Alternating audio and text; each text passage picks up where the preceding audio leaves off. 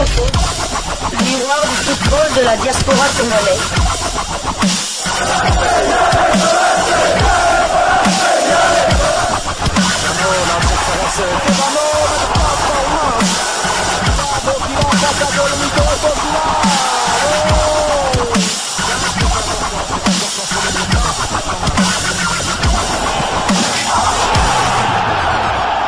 Diascofoot, le miroir du football de la diaspora congolaise.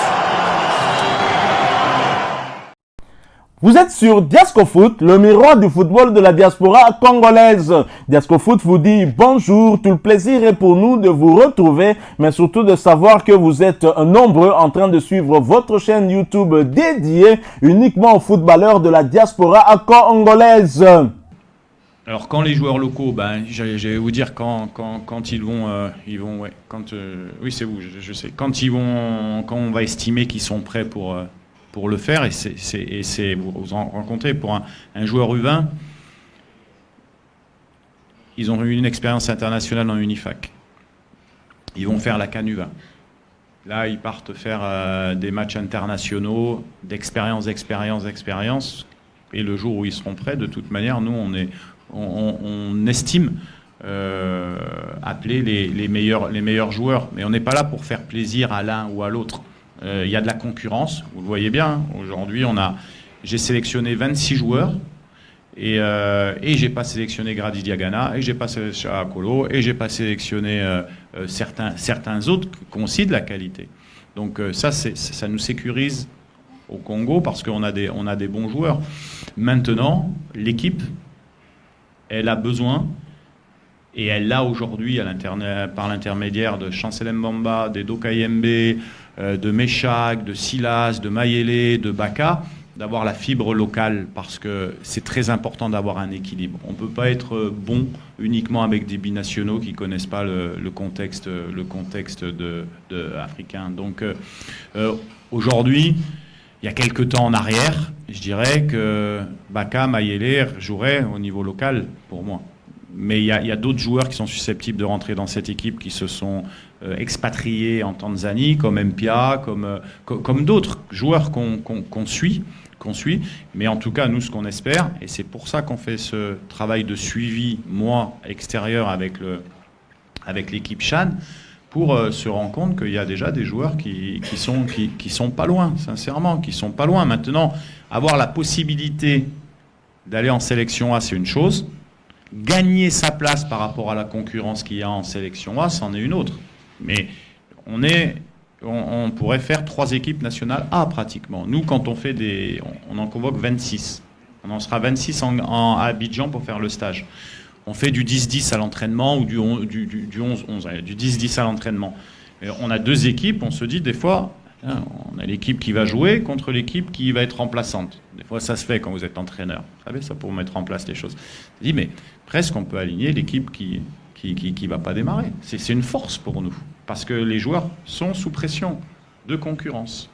Donc, pour répondre à votre question, dès qu'il y en aura un qui sera à la fois qui aura le niveau, mais il y en a qui ont le niveau déjà, et qui auront un niveau supérieur à celui qui est là, ils seront en place. Mais c'est pour ça que l'année, elle est bien, en espérant, j'espère sincèrement que le Chan pourra avoir une autre expérience de Chan en essayant de gagner de participer au Chan. Chan, U20, Cannes, forcément que l'avenir de la RDC, avec moi ou sans moi, elle est prometteuse, quoi. Par rapport aux sélections d'âge, moi, la prérogative qui m'est donnée, c'est manager sélectionneur des A. D'accord ?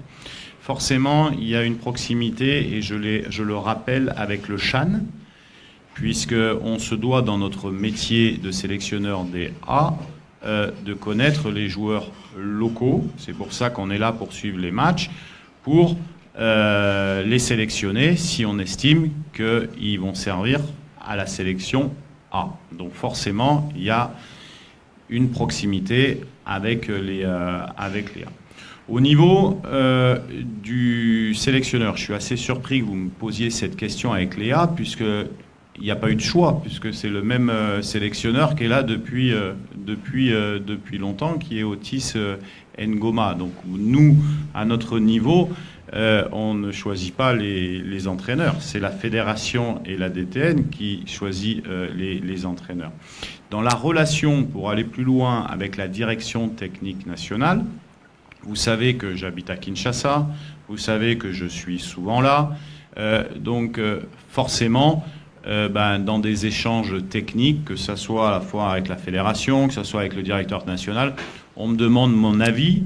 Pourquoi? Parce que le monsieur l'a rappelé, ça fait maintenant, ça rajeunit pas, mais presque 18 ans, dont 15 ans, que je suis sur le football africain. Donc je connais quand même beaucoup de choses, et certaines personnes estiment que je peux avoir un avis, et ils viennent à titre consultatif, bien sûr, se dire, tiens, coach, qu'est-ce que vous pensez? Parce qu'on a cette situation-là. Moi, je donne mon avis, mais je décide, moi, dans la partie A.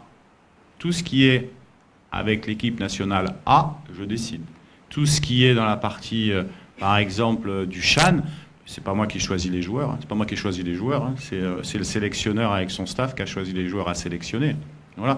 Donc, c'est pas, il y a pas de, il faut comprendre que ça soit avec Médard, le DTN, que ça soit avec les coachs des équipes nationaux, il y a une synergie de travail qui s'est mise en place depuis pas mal de temps et qui fait qu'on essaye d'apporter, nous, notre expérience, en tout cas quand on nous le demande.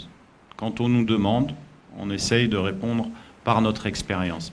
Mais tout ce qui est les décisions techniques hors de la sélection A, chacun a son qu'est-ce qu'on peut prendre comme exemple, les U20 par exemple, vous savez, je ne sais pas si ils savent, peut-être ils vont jouer en Arabie Saoudite, vous savez, c'est le sélectionneur qui a décidé qu'il allait jouer en Arabie Saoudite, c'est le sélectionneur qui décide de la liste, et nous on la prend comme ça, la liste, mais c'est normal, c'est le rôle d'un sélectionneur.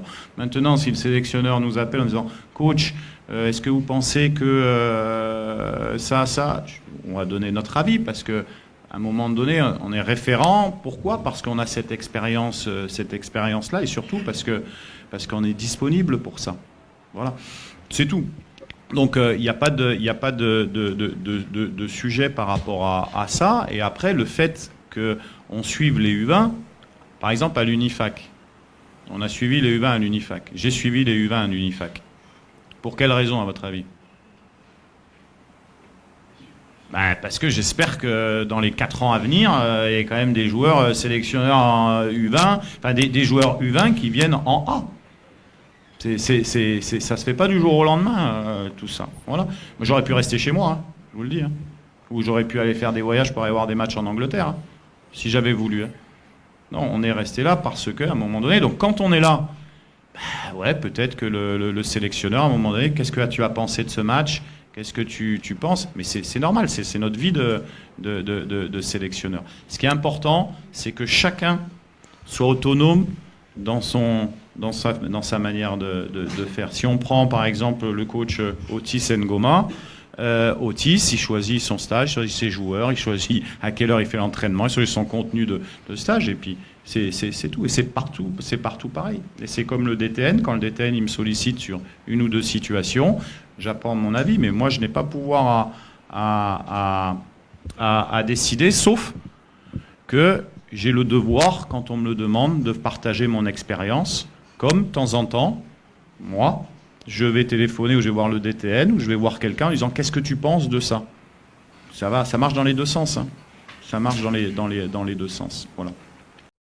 Voilà, nous sommes arrivés à la fin de ce sujet. Hein. Si vous l'avez aimé, n'hésitez pas à nous laisser un maximum de j'aime. N'hésitez pas non plus à partager avec nous votre opinion. Si vous en avez une par rapport au sujet que nous venons de vous proposer, laissez-la nous à travers un commentaire. Abonnez-vous si vous êtes nouveau ou ancien, que vous ne vous êtes pas encore abonné sur cette chaîne Diasco Foot, parce que nous sommes le miroir du football de la diaspora congolaise. congolaise. Et n'oubliez pas qu'en vous abonnant apparaîtra une petite cloche de notification. Cliquez dessus pour ne plus rien manquer des prochaines vidéos que nous allons vous proposer. Encore une fois, merci à vous, avec espoir de vous retrouver très bientôt avec un autre sujet d'actualité. En attendant, portez-vous bien et Diasco Foot vous dit au revoir.